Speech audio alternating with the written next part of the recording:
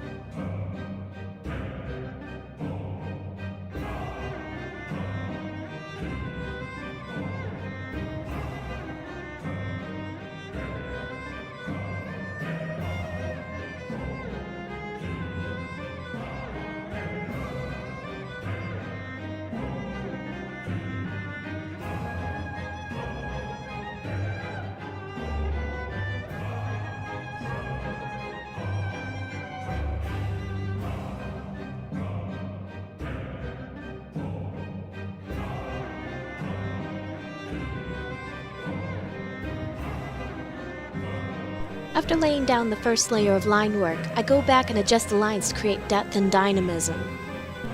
Dynamism. For something that doesn't sound like a word, a lot of my teachers use dynamism to describe work.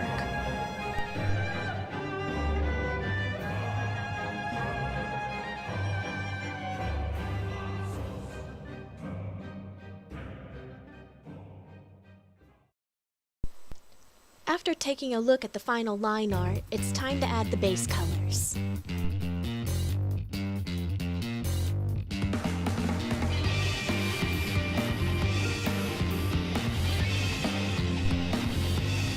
I still zoom in to make sure the color covers the areas here. It may not show on the initial coat, but as I add more depth and shadows, the open spaces show up more and more. The more perfectly I get the color to lay down, the less likely it is that that error will show up later down the line and be harder to correct.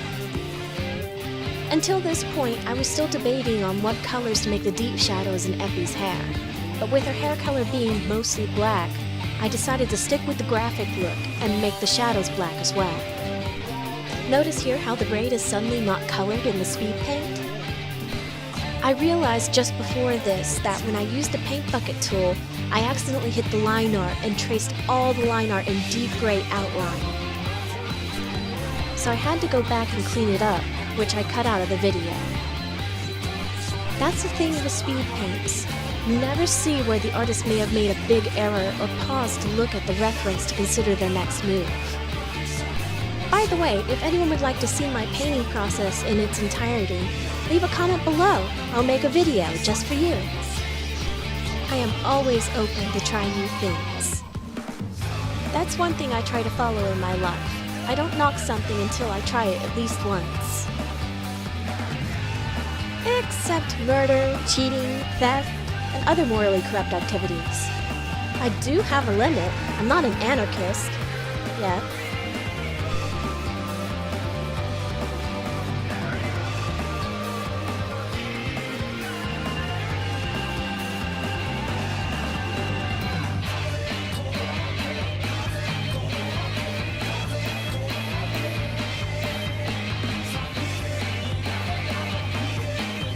At this point in the process, I realized the multiply layer was far too rich, so I had to lower the opacity to make it work.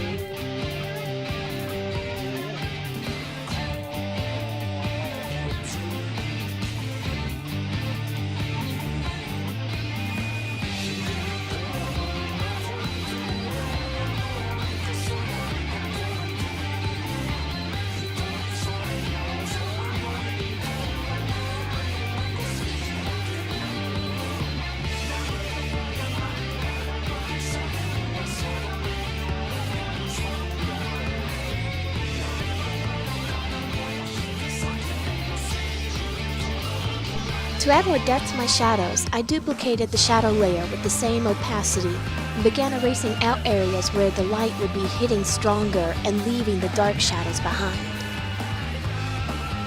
While this multiply method for adding my shadows worked, it didn't feel like it worked well with my style.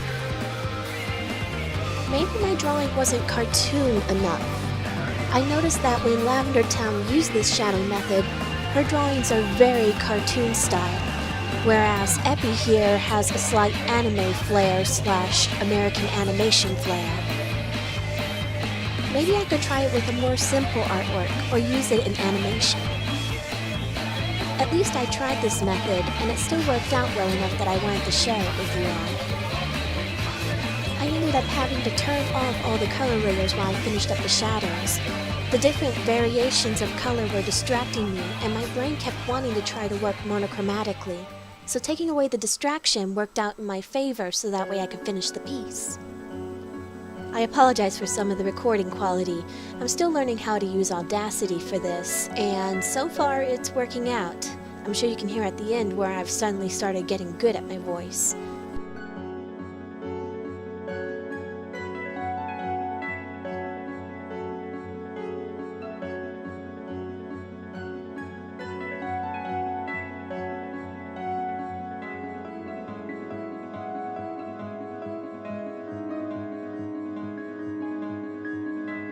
We are nearing the end of the video, so I will leave you to enjoy the process of finishing up Epi.